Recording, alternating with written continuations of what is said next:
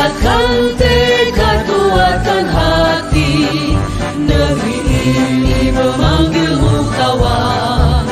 Belajar, bergerak, berbagi untuk negeri. Guru penggerak, majukan pendidikan. Guru penggerak menghamba pada murid. Kreatif, rancang pembelajaran. Hargai potensi, tingkatkan prestasi. Lahirkan profil pelajar Pancasila. Belajar, bergerak, berbagi untuk negeri. Kita menjalin kolaborasi. Selamat pagi, Bu. Pagi, Bu. Bagaimana kabar Ibu hari ini? Sehat, luar biasa, puji Tuhan. Terima kasih, Bu. Kita ucapkan kepada Tuhan bahwa kita masih ada kesempatan untuk bertemu hari ini ya, Bu ya. Nah, ini Bu, saat maksud kedatangan saya daripada Ibu ke Kepala Sekolah UPTD SDN 075018 Afilaja dalam hal tugas saya sebagai calon guru penggerak angkatan 8, yaitu mewawancarai tentang praktek pengambilan keputusan, Bu. Nah, di sini saya bisa dapat mengajukan beberapa pertanyaan kepada Ibu. Terima kasih, Bu. Jadi begini, Bu. Selama ini Ibu sebagai kepala sekolah di UPTD SD Negeri 075018 Afilaja ini, adakah suatu masalah di mana masalah itu menimbulkan dilema penyelesaiannya? Jika ada, boleh tidak Ibu menjelaskan bagaimana penyelesaiannya dan bagaimana Ibu juga menceritakannya juga kepada saya untuk menyelesaikan masalah tersebut, Bu? Tentu ada masalah. Mungkin tidak ada masalah dalam suatu instansi pemerintah. Sebagai seorang pemimpin di sekolah, pasti beragam kasus yang kita hadapi. Namun kita itu harus melihat apakah kasus itu bersifat dilema etika ataupun kasus yang salah.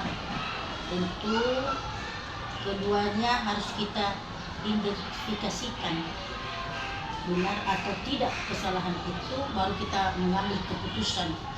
Cara saya yaitu melihat bagaimana keduanya kasus itu dulu dan memahami masing-masing kasus tersebut. Tentu saja memahami kasus tersebut harus berkomunikasi dulu dengan pihak yang terlibat di dalam kasus-kasus tersebut. Itulah yang saya lakukan selama ini. Baik, Bu.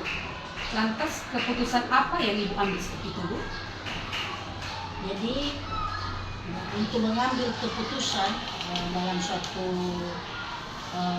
masalah, kasus dilema, kita harus mempertimbangkan hal keduanya yang sama-sama benar dan membuat faktor atau pihak mana, apakah kepentingan perorangan atau mengandung nilai-nilai kebenaran dan kesetiaan, rasa adil dan belas kasihan yang berdampak untuk saat atau seterusnya.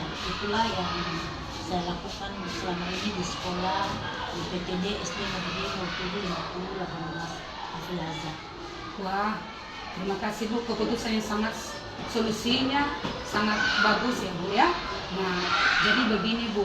Dalam modul yang saya pelajari ada 2 jenis dilema.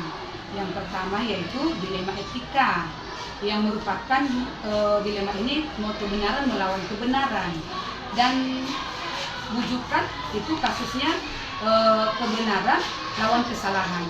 Nah, menurut Ibu, bagaimana Ibu dapat mengidentifikasi kasus-kasus yang muncul pada dilema etika dan bagaimana itu apa merupakan rujukan moral?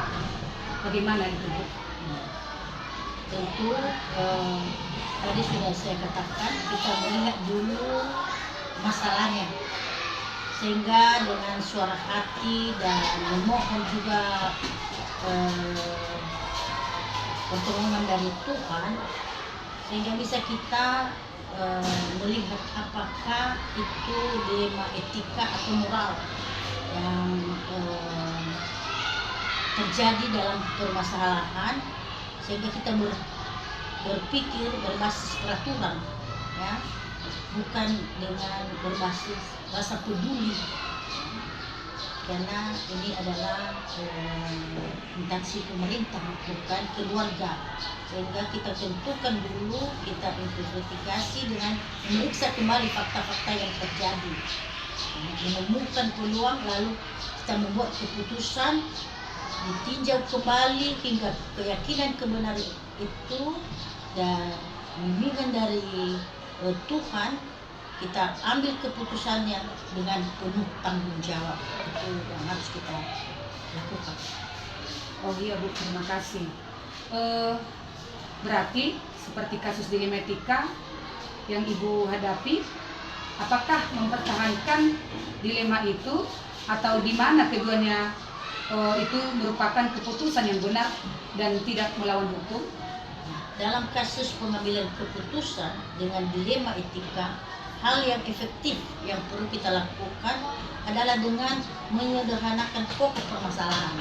Jangan yang kecil kita besarkan, karena yang besar kita kecilkan, sehingga dapat membangun kebijaksanaan dalam suatu keputusan. Demikian yang saya lakukan selama ini. Baik Bu, yang selanjutnya ya Bu ya,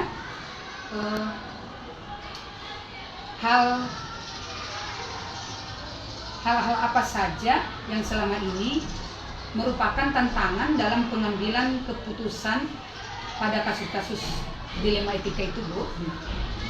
Pada kasus dilema itu Ibu, hasil keputusan yang diambil mungkin akan pihak-pihak yang lain tidak dapat menerima sepenuhnya apa yang kita putuskan, untuk dapat memahami sebagian orang untuk secara ikhlas menerima dan menjalankan keputusan kita, menjadi sebuah tantangan bagi kita sebagai pemimpin, serta untuk tetap kita dalam melaksanakan keputusan yang sudah kita sepakati, walaupun itu menjadi tantangan buat kita. Itulah sebagai pemimpin menerima semua tantangan apa yang terjadi. Kalau sudah kita memutuskan, tentu kita harus menjalankannya. Bagus Bu, sangat luar biasa ya. Semuanya bisa Ibu lakukan dengan baik. Nah sekarang Bu, apakah adakah langkah-langkah yang harus Ibu lakukan dalam menyelesaikan dilema ini ya Bu? Nah, dalam menyelesaikan dilema yang saya lakukan selama ini, tidak ada jadwalnya. Dalam menyelesaikan sebuah kasus, prioritas kasus mana yang perlu dulu diselesaikan secepatnya, tergantung dari jenis kasus. Kasus yang pentingnya kasus tersebut diselesaikan secepatnya agar tercipta lingkungan sekolah yang sehat, kondusif buat semua warga sekolah. Demikian yang saya lakukan selama ini. Baik Bu, pertanyaan selanjutnya Bu ya, adakah seseorang atau faktor-faktor apa selama ini mempermudah untuk membantu Ibu dalam pengambilan keputusan dalam kasus-kasus dilema etika? Dalam pelaksanaan keputusan yang sudah diambil, yang saya lakukan, melakukan komunikasi yang baik dengan semua warga sekolah. Pengelolaan emosi harus ada di dalam diri kita sebagai pemimpin, menahan emosi yang baik dan pemahaman tentang teori pengambilan keputusan sebagai seorang pemimpin menjadi faktor yang mempermudah dan membantu dalam mengambil keputusan dalam suatu masalah. Baik ya Bu. Pertanyaan selanjutnya ya Bu ya, kita lanjutkan aja ya Bu. Dari semua hal yang telah Ibu sampaikan tadi, pembelajaran apa yang dapat Ibu petik dari pengalaman Ibu mengenai pengambilan keputusan dilema etika? Yang saya lakukan yaitu